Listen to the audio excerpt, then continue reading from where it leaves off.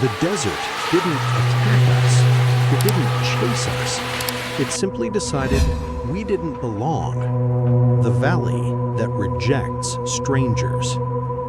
The Egyptian desert at night is not empty.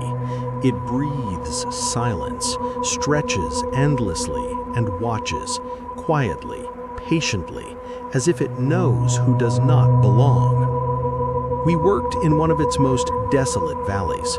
By day, we dug into the hardened soil, extracting samples under a merciless sun.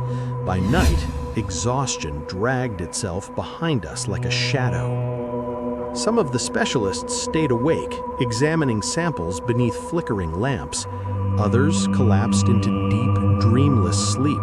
The rest of us, those who still had strength left, gathered near the guards' campfires, clinging to warmth and conversation to push back the loneliness of the place. The fire was lit. The desert wind calmed. All that remained was dinner. The head of the guard unit ordered the soldiers to bring the food. We waited. Less than 2 minutes later, one of them came running toward us. His face was drained of color, his eyes wide with a terror too real to be acted. He gasped for breath, his words tumbling over each other in a frantic rhythm that sounded less like Arabic and more like some forgotten ancient tongue. We rushed to him, steadying him, until he finally managed to speak. "The pot," he whispered. "The food pot. It's gone." Laughter broke out. Hunger makes fools of men. But he swore, by God, by everything sacred, that the massive cooking pot had vanished without a trace. The commander barked at him. "How does a pot disappear? Someone's hiding it as a joke." The soldier began to tremble. His eyes darted toward the darkness beyond the firelight. "No, sir," he said softly. "It's the Jinn." The commander exploded in rage. "Jinn? Are you an idiot? Go back to the storage area. If you don't return with that pot, even empty, I'll have you locked in solitary confinement." The other guards intervened, pleading. They admitted that local Bedouins had warned them before our arrival. This valley was ancient, inhabited by Jinn long before humans ever passed through. They had been afraid to say anything. The commander scoffed.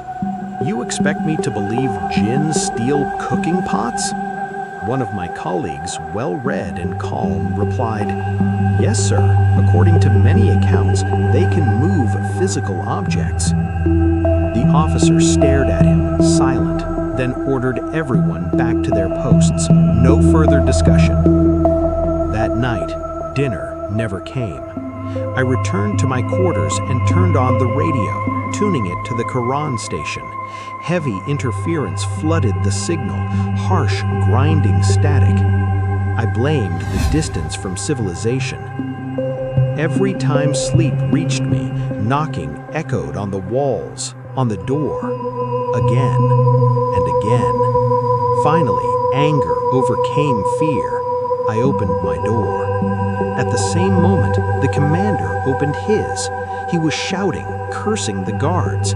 They gathered quickly, confused. "Which one of you is knocking on my door, calling my name in a woman's voice?" Silence fell. One guard dropped to his knees. "Sir, this has been happening for days. We hear voices calling us by name, sometimes female, sometimes monstrous. When we play Quran on the radio, it gets worse, but when we switch to music, everything stops. We were afraid you'd think us insane." The commander said nothing. He stared into the desert as if something was waiting to emerge from the darkness. Then he spoke. "No one leaves their quarters until morning." The next day, we worked faster than ever. I asked a driver to take me and a geologist 3 kilometers away to collect surface samples. The work went smoothly until the engine failed on the return trip. After repeated attempts, the driver gave up. We had to walk back. At first, we joked, talked lightly, But soon we noticed the geologist had fallen silent. He walked slowly, eyes locked to our right, wide with absolute terror. I called to him, no response. We followed his gaze. A figure walked parallel to us, several meters away. It looked like a man, but wrong. Its clothes were torn and filthy. Its arms hung unnaturally long, reaching almost to his knees. It moved with short, rapid steps, as if its legs were bound together. Its mouth hung open, tongue dangling past its chin, revealing two elongated fangs far longer than any human's. Its hair was nearly non-existent, like something unfinished. We sped up. So did it. It stayed beside us. I began reciting verses of the Quran. Suddenly, the geologist froze. No matter how we begged, he wouldn't move. Then, without warning, he collapsed, unconscious. When we looked again, the creature was gone. We carried our colleague back with immense effort. He weighed nearly 140 kilograms, yet felt heavier than that, as if fear itself had settled into his body.